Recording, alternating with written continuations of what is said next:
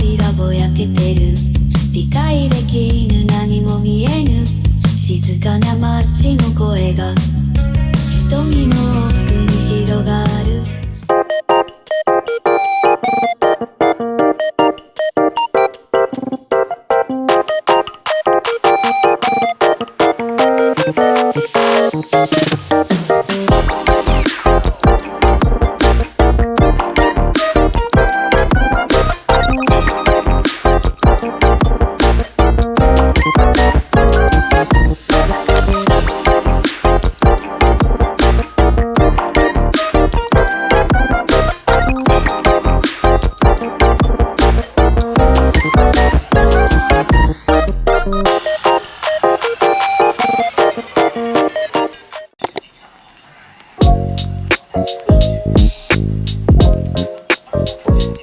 Hello guys, welcome back to another video. කොහොමද ඔයාලා හැමෝටම ඔයාලා හොඳින් ඉන්නවා කියලා මං හිතනවා. ඔන්න ඉතින් අදත් මං ඔයාලට ලස්සන day vlog එකක් අරන් ආවා. මේ වීඩියෝ එක ඇත්තටම day vlog එකක් විදිහට ගන්නත් බෑ. මේක evening vlog එකක් වගේ තමයි ඉතින් යන්නේ. අද මාර්ච් 8 වෙනිදා. අද සෙනසුරාදා දවසක්. ඉතින් guys vlog එක පටන් ගන්න කලින් මට ඔයාලට ගොඩාක් ලොකු important advice එකක් දෙන්න තියෙනවා. මේ advice එක important වෙන්නේ edexcel නැත්නම් Cambridge A-level exams කරපු සහ කරන්න ඉන්න ළමයින්ට විතරයි. ඉතින් guys ඔයාලට මං කිව්ව නේද මං uni apply කරා කියලා. මං uni එකට registration කරනකොට මට ආපු ප්‍රශ්නයක් නිසා මං හිතුවා ඒ ගැන ඔයාලටත් දැනුවත් කරා නම් හොඳයි කියලා. so ඔයාලටත් මං වගේ අමාරුවක වැටෙන්න නැති වෙයි කියලා හිතලා. මේ advice එක uni apply කරන ඉන්න අයටත් ගොඩාක් බලපානවා guys. ඉතින් ඔයාලා අහලා තියෙනවා ඇති subject caching කියලා එකක්. caching කියලා තමයි ඒකට කියන්නේ. exam එකට apply කරනකොට එයාලා කියන්නේ British Council නැත්නම් ඔයා apply කරන school එකකින් වෙන්නත් පුළුවන්. එයාලා දෙන subject list එකේ subject ටිකට අමතරව එයාලගේ වෙනමම list එකක් තියෙනවා caching කියලා.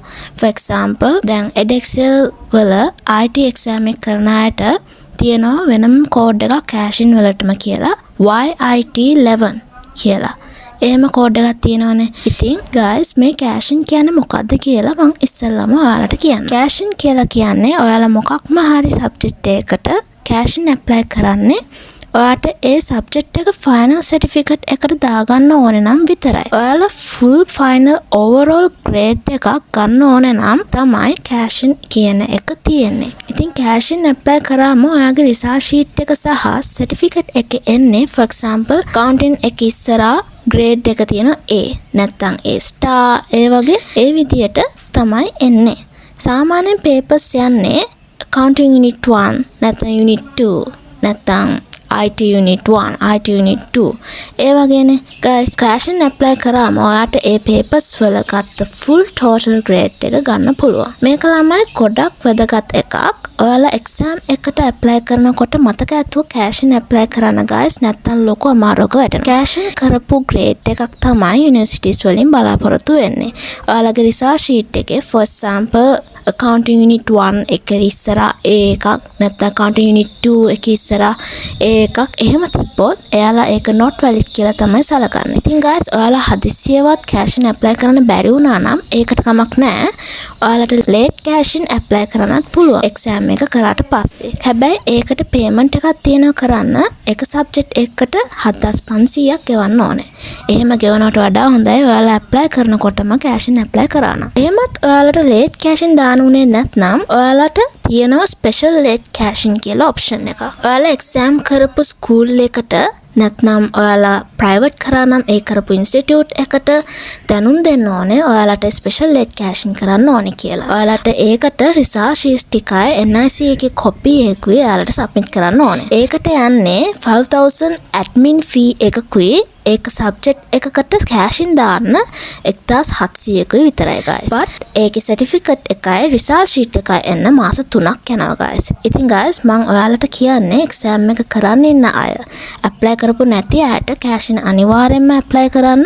මේක apply කරන්න ඔයාලා A2 exams කරනකොට විතරයි guys.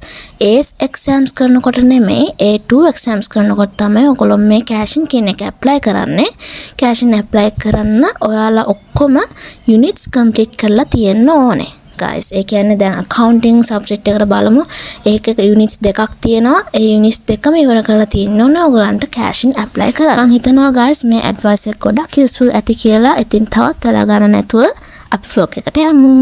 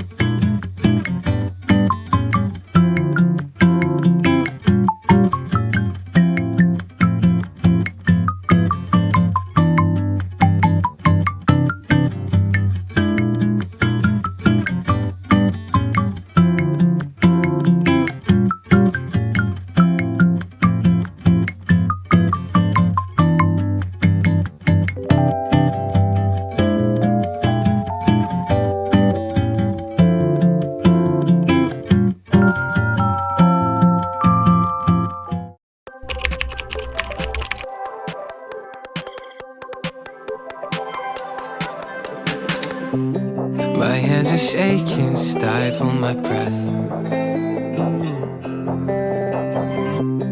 You look so lovely, it scares me to death. I used to get so insecure with you, it's different. Yeah, just something about you makes me so sure. Don't know what it is, but you make me wanna stay. Take a leap of faith. I know that you're safe, I know that you're save me. You'll be my parachute, baby. Know you'll catch me whenever I fall. I fall. It's like my laces untied, got me tripping right into your arms.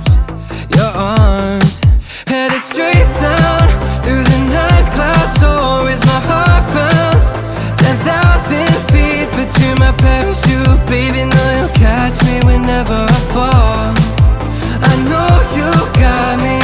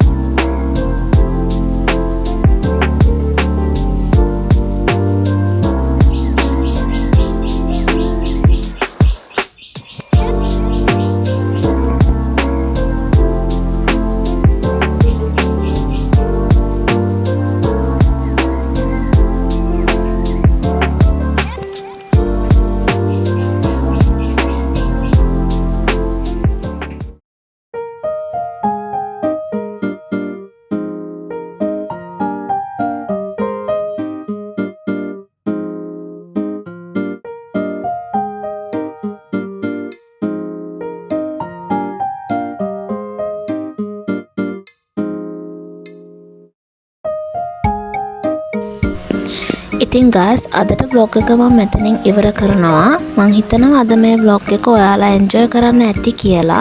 මං video එක මුලදී කිව්ව ඒ advice එකත් ඔයාලට useful වෙන්න ඇති කියලා හිතනවා.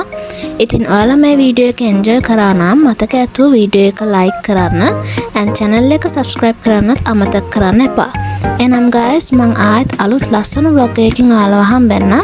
next vlog එක ගොඩක්ම වෙනස් එකක් වෙයි. අලුත් chapter එකක් open වෙයි next vlog එකෙන්. Univlogs තමයි next vlog එකේ ඉඳන් මං ගේන්නේ.